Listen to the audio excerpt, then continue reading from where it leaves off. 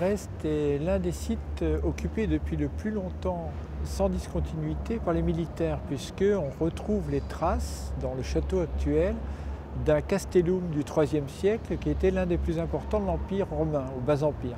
Et depuis, la forteresse de Brest, qui est le cœur de la ville, n'a cessé d'être fortifiée à un point tel qu'un conseiller d'un duc de Bretagne avait dit qu'il n'est pas maître de Brest, n'est pas maître de la Bretagne. Et donc, cette place qui appartenait d'abord à l'Empire romain, puis au duc de Bretagne, est devenue un élément central des combats entre la Bretagne d'un côté, l'Angleterre et la France de l'autre, puisque les ducs de Bretagne ont très souvent joué d'alliance avec l'Angleterre contre la France et de la France contre l'Angleterre afin de sauvegarder leur indépendance. Et donc, cette place forte et ce port, qui est à la fois port de pêche mais surtout port militaire, vont bien sûr acquérir une importance beaucoup plus grande. Déjà à l'époque d'Henri IV, ça commence, et surtout, celui qui va décider de faire de Brest le grand port de la France, c'est Richelieu. Brest va, à partir de ce moment-là, connaître un développement absolument de ville champignon, puisque à l'époque de Richelieu, ça fait à peu près 1500 habitants, et à la veille de la Révolution, ça en fait entre 25 et 30 000.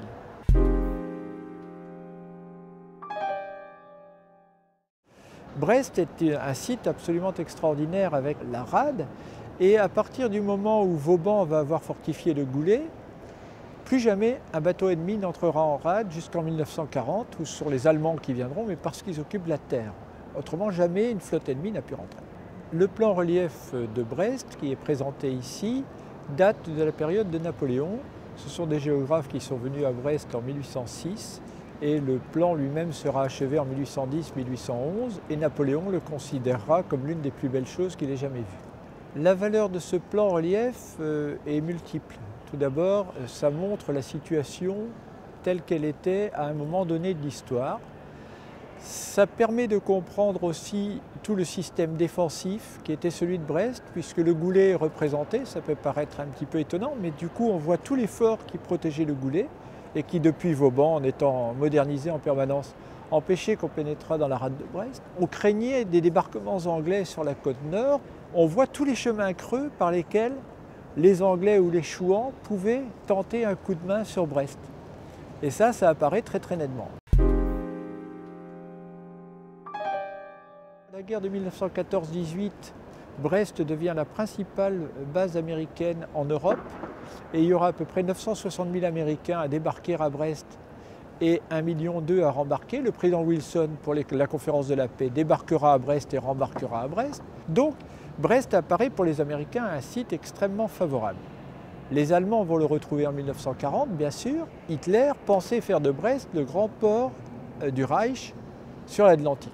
L'un des buts immédiats, quand les Américains ont débarqué, a été de venir sur Brest. C'était l'un des objectifs, et de venir très rapidement après le 6 juin 1944. Malheureusement, ils ont été ralentis dans leur progression.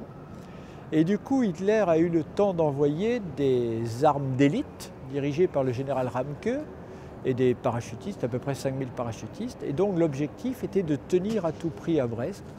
Du coup, les bombardements se sont multipliés, et en particulier au cours d'un siège qui a duré à peu près une quarantaine de jours, Brest a été complètement anéanti.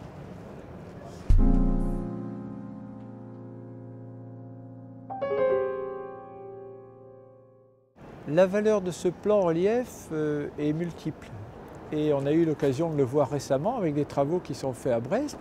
Ça permet de savoir, ça sert de plan archéologique, mais en 3D, ce qui est quand même très très moderne. Et donc je sais qu'on a pu mettre en valeur des morceaux de remparts dans le centre de Brest, près de la mairie.